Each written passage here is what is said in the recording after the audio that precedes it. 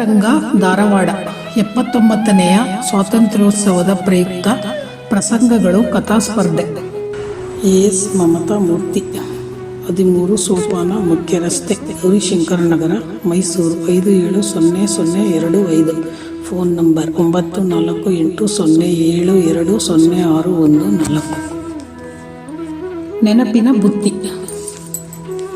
ಒಂದು ದಿನ ಒಂದು ಸ್ವೀಟ್ ಅಂಗಡಿಗೆ ಹೋಗಿ ಸ್ವೀಟು ಖಾರ ತೆಗೆದುಕೊಂಡೆ. ಸುಮಾರು 10 ವರ್ಷಗಳ ಹಿಂದಿನ ಮಾತು.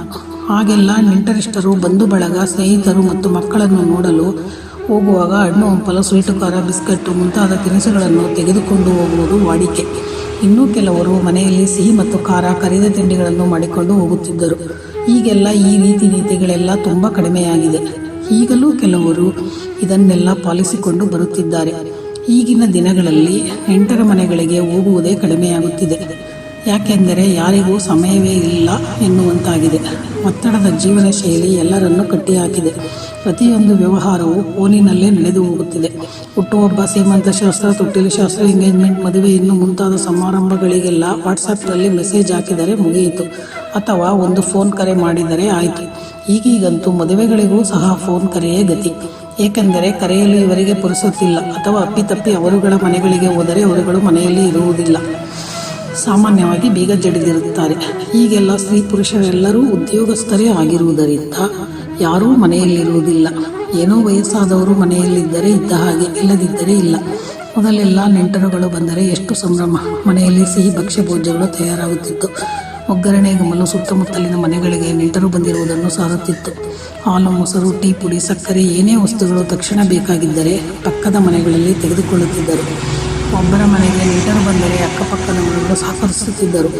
ಈಗ ಆನ್ಲೈನ್ನಲ್ಲಿ ಬುಕ್ ಮಾಡಿದರೆ 10 ನಿಮಿಷಗಳಲ್ಲಿ ವಸ್ತುಗಳು ಮನೆಗಳಿಗೆ ಬಂದಿರುತ್ತವೆ. ಈಗೆಲ್ಲ ಅಕ್ಕಪಕ್ಕದಲ್ಲಿ ಯಾರಿದ್ದಾರೆ ಎಂಬುದೇ ಸರಿಯಾಗಿ ತಿಳಿದಿರುವುದಿಲ್ಲ. ಇಷ್ಟೆಲ್ಲ ವಿಷಯ ಯಾಕೆ ಹೇಳುತ್ತಿದ್ದೇನೆ ಎಂದರೆ, ನಾವು ಹೇಳಲು ಹೊರಟಿದ್ದು, ಒಂದು ಸಾರಿ ಸಿಹಿ ಕೊಳ್ಳಲು ಸ್ವೀಟ್ ಅಂಗಡಿಗೆ ಹೋದಾಗ ಅಂಗಡಿಯವನ ಜೊತೆ ಪರಿಚಯ ಬೆಳೆಯಿತು. ನೀವು ಅವರಲ್ಲವಾ, ನಾನು ನಿಮ್ಮನ್ನು ಎಲ್ಲೋ ನೋಡಿದ್ದೆ, ಹೀಗೆ ಹಾಗೆ ಮಾತು ಶುರುವಾಗಿ, ಇಷ್ಟೊಂದು ಸ್ವೀಟ್ ತೆಗೆದುಕೊಳ್ಳುತ್ತಿದ್ದೀರಲ್ಲ, ಏನು ವಿಶೇಷ ಎಂದು ಅಂಗಡಿಯವನು ಕೇಳಿದನು. ಆಗ ನಾನು, ಹೌದು, ನಾನು ನನ್ನ ಊರಿಗೆ ಎಂದರೆ ಹಳ್ಳಿಗೆ ಹೋಗುತ್ತಿದ್ದೇನೆ. ಅಲ್ಲಿ ಒಂದೇ ಮನೆ ಇರುವುದಿಲ್ಲ. ಅಕ್ಕಪಕ್ಕದವರೆಲ್ಲರೂ ನಮ್ಮ ಬಂಧು ಬಳಗ. ನಾವು ಸಣ್ಣವರಿದ್ದಾಗ ಆಡಿ ಬೆಳೆದ ಮನೆಗಳು. ಹೋದ ಮೇಲೆ ಎಲ್ಲರ ಮನೆಗಳಿಗೂ ಭೇಟಿ ಕೊಡಲೇಬೇಕು. ಸುಮ್ಮನೆ ಬರಿಗೆಯಲ್ಲಿ ಹೇಗೆ ಹೋಗುವುದು? ಸ್ವಲ್ಪ ಸಿಹಿ ತಿನಿಸು, ಹಣ್ಣು ಹಂಪಲು ಕೊಟ್ಟು ಮಾತನಾಡಿಸಿಕೊಂಡು ಬರುತ್ತೇನೆ. ಹೋಗುವುದೇ ಅಪರೂಪ ಎಂದೆ.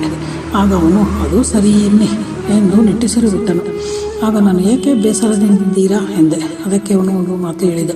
ಅದು ಏನೆಂದರೆ, ನಾನು ಸಿಹಿ ತಿನಿಸುಗಳನ್ನು ಮಾರಬಹುದೇ ಹೊರತು ತಿನ್ನುವ ಹಾಗಿಲ್ಲ ಎಂದ. ಅದಕ್ಕೆ ನಾನು, ಏಕೆ ಎಂದು ಕೇಳಿದೆ. ಅದಕ್ಕವನು, ನನಗೆ ಮಧುಮೇಹ ಅಂದರೆ ಶುಗರ್ ಕಂಪ್ಲೇಂಟ್ ಇದೆ ಎಂದು ಹೇಳಿದನು. ಅದನ್ನು ಕೇಳಿ ನನಗೂ ಸಹ ಬೇಸರವಾಯಿತು. ನೋಡಿ, ದೇವರು ತಿನ್ನುವ ಸಮಯದಲ್ಲಿ ಈ ಒಂದು ರೋಗ ಕೊಟ್ಟು ಬಿಡುತ್ತಾನೆ ಎಂದು ಹೇಳಿ ಎಲ್ಲದರ ಒಟ್ಟು ಬೆಲೆ ಎಷ್ಟಾಯಿತು ಎಂದು ಕೇಳಿ ಹಣ ಪಾವತಿಸಿ ಮಗುಳಿನ ಮತ್ತೆ ಯಾವಾಗಲಾದರೂ ಸಿಹಿ ಬೇಕಾದಾಗ ಬರುತ್ತೇನೆ ಎಂದು ಹೇಳಿ ಹೊರಟೆ. ದಾರಿಯಲ್ಲಿ ಹೋಗುತ್ತಾ ಮನಸ್ಸಿಗೇಕೋ ಅವನ ಮಾತು ಕೇಳಿ ಸ್ವಲ್ಪ ಕಸಿವಿಸಿಯಾಯಿತು. ಇತ್ತೀಚಿನ ದಿನಗಳಲ್ಲಿ ಸಕ್ಕರೆ ಕಾಯಿಲೆ ಇಲ್ಲದವರ ಮನೆಯೇ ಇಲ್ಲವೇನೋ ಅನ್ನಿಸುತ್ತಿದೆ. ಹಿಂದೆ ಕಲ್ಲು ತಿಂದು ಕರಗಿಸುತ್ತಿದ್ದರು ಎಂದು ಹೇಳುತ್ತಿದ್ದರು. ಆದರೆ ಇಂದಿನ ಒತ್ತಡದ ಜೀವನ ಶೈಲಿ ಎಲ್ಲರನ್ನೂ ರೋಗಿಗಳನ್ನಾಗಿ ಮಾಡುತ್ತಿದೆ. BP, ಶುಗರ್ ಅಂತೂ ಮನೆಯ ಸದಸ್ಯರಾಗಿ ಬಿಟ್ಟಿವೆ. ಹೃದ್ರೋಗ, ಥೈರಾಯ್ಡ್ ಮತ್ತು ಕ್ಯಾನ್ಸರ್ಗಳಂತಹ ಮಾರಕ ರೋಗಗಳು ಯಥೇಚ್ಛವಾಗಿದೆ. ಇನ್ನಾದರೂ ನಮಗೋಸ್ಕರ, ನಮ್ಮ ಆರೋಗ್ಯಕ್ಕೋಸ್ಕರ ಬದುಕೋಣ. ಸಿಹಿಕೊಂಡ ದಿನದ ಪ್ರಕರಣ ಇಷ್ಟೆಲ್ಲ ಮಾತುಗಳನ್ನು ಆಡಿಸಿತು. 10 ವರ್ಷಗಳಾದರೂ ಆ ಘಟನೆ ಮರೆತಿಲ್ಲವೆಂದರೆ ಇದೊಂದು ಸಾಮಾನ್ಯ ವಿಚಾರವಾದರೂ ನನಗೇಕೋ ನೆನಪಿನಲ್ಲಿ ಉಳಿದ ಪ್ರಸಂಗವಾಗಿದೆ. ಇನ್ನೊಂದು ಹಾಸ್ಯ ಪ್ರಸಂಗದ ಬಗ್ಗೆ ಹೇಳಬೇಕೆನಿಸುತ್ತದೆ. ಹಾಗೆಲ್ಲ ಹಬ್ಬಗಳು ಬಂದರೆ ಸಂಭ್ರಮ. ವರ್ಷದಲ್ಲಿ 1 ಹಬ್ಬಕ್ಕೋ ಅಥವಾ 2 ಹಬ್ಬಕ್ಕೋ ಹೊಸ ಬಟ್ಟೆಗಳನ್ನು ಕೊಡಿಸುತ್ತಿದ್ದರು. ಈಗೆಲ್ಲ ಬಿಡಿ, ಬೀರುಗಳಲ್ಲಿ ಒಬ್ಬೊಬ್ಬರದು ತೊಟ್ಟೆ ಇರದ ಎಷ್ಟೋ ಹೊಸ ಉಡುಪುಗಳು ತುಂಬಿರುತ್ತವೆ. ಹೊಸ ಬಟ್ಟೆಗಳನ್ನು ಧರಿಸಿದರೂ ಅಂತಹ ವಿಶೇಷವೇನೂ ಅನ್ನಿಸುವುದಿಲ್ಲ. ಮದುವೆ ಮನೆಗಳಲ್ಲಿ ವಧುವರರಿಗಿಂತಲೂ ಬೇರೆಯವರೇ ಅದ್ಧೂರಿಯಾಗಿ ಉಡುಪುಗಳನ್ನು ಧರಿಸಿರುತ್ತಾರೆ. ಆದರೆ ಹಾಗೆಲ್ಲ ಹೊಸ ಬಟ್ಟೆ ತೊಡುವುದೆಂದರೆ ನಮಗೆಲ್ಲ ಸ್ವರ್ಗವೇ ಧರೆಗಿಳಿದಂತೆ. ಯಾವಾಗ ಹಬ್ಬ ಬರುತ್ತದೆ ಅಂತ ಕಾಯುತ್ತಿದ್ದೆವು. ಏನು ಹೇಳಲು ಹೊರಟೆನೆಂದರೆ, ನಮ್ಮ ಊರಿನಲ್ಲಿ ಒಂದು ಜವಳಿ ಅಂಗಡಿ ಇತ್ತು. ಅಂದರೆ ಬಟ್ಟೆ ಅಂಗಡಿ. ಅದರ ಮಾಲೀಕರು ಸ್ವಲ್ಪ ತಮಾಷೆ ಸ್ವಭಾವದವರು. ನಮ್ಮ ತಂದೆಯ ಜೊತೆ ನಾವು ಅಣ್ಣ ತಂಗಿಯರು ಅಂಗಡಿಗೆ ಹೋಗುತ್ತಿದ್ದೆವು. ಅಲ್ಲಿ 10-12 ಬಟ್ಟೆ ಬಂಡಲ್ಗಳು ಮತ್ತು ಸೀರೆಗಳನ್ನು ನಮ್ಮ ಕೈಯಲ್ಲಿ ಒರೆಸಿ ಮನೆಗೆ ಕಳುಹಿಸುತ್ತಿದ್ದರು. ಮನೆಯ ಹೆಂಗಸರು ಬಟ್ಟೆಗಳನ್ನು ಒಪ್ಪುವ ತನಕ ಈ ರೀತಿ ನಾವು ಅಂಗಡಿಯಿಂದ ಮನೆಗೆ, ಮನೆಯಿಂದ ಅಂಗಡಿಗೆ ದಾರಿ ಸವಿಸುತ್ತಿದ್ದೆವು. ನಮಗೆ ಅದೇ ಒಂದು ರೀತಿ ಖುಷಿ ಕೊಡುತ್ತಿತ್ತು.